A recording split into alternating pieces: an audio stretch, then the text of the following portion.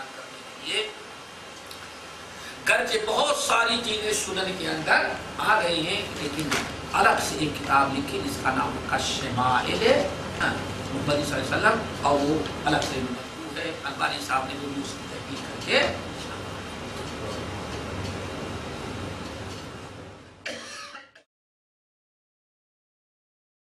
کیا ترمذی میں ضعیف حدیثیں ہیں کہ نہیں ہیں، اس کو بہت ضروری ہے سمجھ لینا اس بات کو، کیونکہ آج کسی کتاب کے بارے میں حدیث بہت ضعیف اور کمزور روایتیں ہیں، ان کو نہ پڑھو، قرآن کا درد لوگ کیا کہتے ہیں ضعیف ترمذی کے اندر بھی ہے، اس کو کیوں پڑھتے ہو؟ تو دیکھیں یہ 7 محدثین کو جو میں نے نام لیا، ان میں تقریباً کتاب لکھتے وقت ہر ایک کا مخصوص مقصد تھا، یاد رکھیے فرق ہے، ہر ایک کے مقاصد جدا جدا تھا، سمجھ رہے ہیں نا؟ مثلا امام بخاری کے کیا مقصد تھا؟ صحیح سے صحیح تر حدیثوں کا ایک مجموعہ تیار کرنا، ٹھیک ہے نا؟ اب اس میں سے کوئی سوال نہیں۔ امام نسائی رحمۃ اللہ علیہ کا بھی یہی مقصد تھا، امام بخاری نے صحیح سے صحیح تر حدیثوں کا مجموعہ تیار کرے، مقصد یہ تھا، اور ساتھ ساتھ اس سے مسائل ایک حدیث صحیح حدیث نکلتے ہیں، وہ مقصد تھا۔ اسی لیے امام بخاری رحمۃ اللہ علیہ کیا کرتے ہیں، ایک حدیث سے 25 مسائل نکالتے، ایک ہی حدیث کو کتنی بار نقل کرتے صحیح میں؟ 25۔ انما الاعمال بالنیات، کلکم راع وکلکم مسئول عن رعیتہ، یہ بہت ساری حدیث کو بار بار تکرار مکرر بار بار، کیوں؟ حدیث تو وہی ہے، لیکن جہاں جہاں مسئلہ اخذ کرنا ہوا وہ کیا سمجھ گئے نا، یہ ہوتا ہے۔ امام بخاری کا یہ مقصد، امام مسلم کا مقصد کیا تھا؟ امام مسلم کا مقصد تھا مسائل کا اخذ کرنا، مقصد نہیں دکھا تھا۔ امام مسلم رحمۃ اللہ علیہ کا مقصد یہ تھا کہ صحیح احادیثوں اور صحیح حدیث کی جتنی صحیح سندیں مل سکتی ہو ان کی جمع کر دو۔ اسی لیے امام مسلم رحمۃ اللہ علیہ کے ہاں حدیث ایک ہوتی ہے اور سند جو ہے 10 سندیں ہوتی ہیں، اور امام بخاری کے ہاں حدیث ایک ہوتی ہے اور مسئلے کتنے؟ فرق ہے دونوں۔ امام ابو داؤد کا مقصد کیا تھا؟ امام ابو داؤد رحمۃ اللہ علیہ کا مقصد یہ تھا، فقہا نے، علماء نے، امت نے جس مسئلے پر عمل کیا ہے اس کے متعلق جو حدیثیں ہوں صحیح ہو یا ضعیف، ان کو نقل کر دیا جائے تاکہ ہر قول کی دلیل سامنے آ جائے امت کے، کیا فلاں نے یہ مسئلہ اخذ کیا ہے لیکن اس کی دلیل میں یہ حدیث ہے وہ ضعیف ہے، یہ حدیث ہے اور کیا ہے وہ صحیح ہے۔ یہ کس کا مقصد تھا؟ ابو داؤد کا۔ اب امام ابو داؤد کا صحیح اور ضعیف حدیثوں کے الگ کرنے کا، جمع کرنے کا مقصد نہیں تھا، ان کا مقصد اصل میں کیا تھا؟ مسئلے کے جو مسائل امت میں معمول بہا تھے ان کی دلیلیں ڈھونڈ کے جمع کرنا، قطع نظر اس کے کہ ان حدیثوں کی سند صحیح ہو یا صحیح، اس لیے صحیح کیا کہ مسلم۔ اسی لیے امام بخاری رحمۃ اللہ علیہ کہتے ہیں ہم نے اس میں صحیح جمع کیا ہے، اور کتنی ایسی ہیں صحیح نہیں ہے، حسن ہے، وما سکت عنہ، اور بہت ساری ایسی ہیں جو جس پر میں خاموشی اختیار کروں گا وہ بھی صالح للاستدلال ہوں گی، وما کان فی وہن شدید فقد بینتہ۔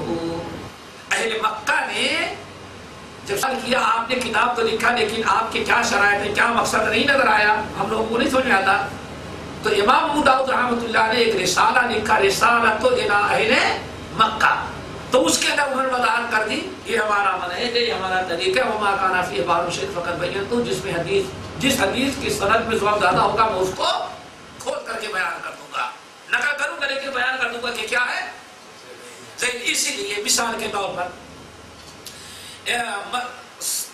سر کا مسح کرنا 1 مرتبہ ہے یا 3 مرتبہ؟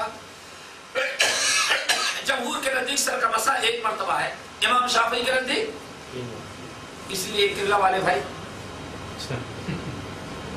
کریں گے اتنا لیکن کریں گے 3 مرتبہ، دیکھا نہیں ایسے کرے 3 مرتبہ کرے.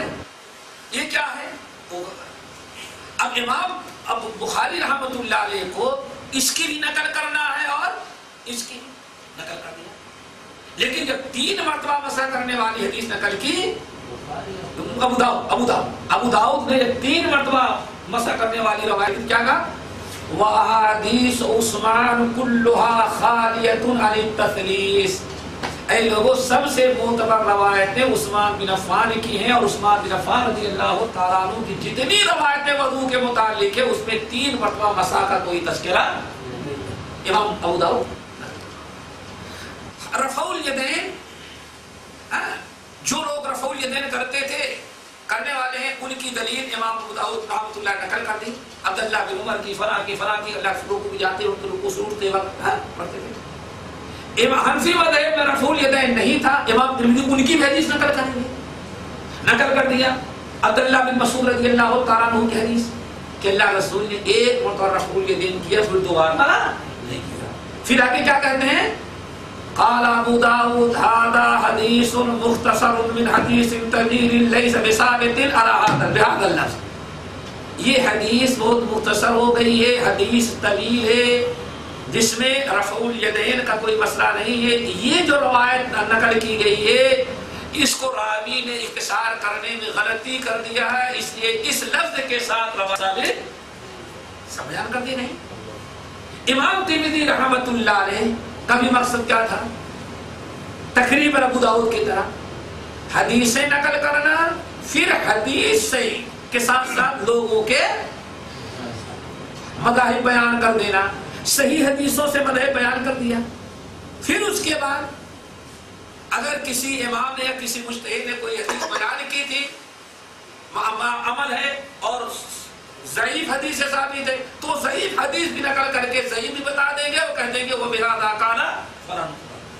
بس مقصد ظاہر کرنا ہوتا ہے کہ ہاں فلاں نے عمل کیا ہے تو اس کی دلیل یہ ہے اور اس دلیل کے اندر یہ ہے خامی. بس یہ مقصد ہوتا ہے. اسی لیے جانتے ہوئے کہ حدیث ضعیف ہے ان لوگوں نے نقل کر دیا کیونکہ مقصد ان کے کتاب لکھنے کا کچھ اور تھا. آج جس انداز سے کہہ دیا جاتا ہے تو ضعیف حدیث ابو داؤد کی نہ ترمذی کی نہ پھر ان کو جو پڑھتے ہو.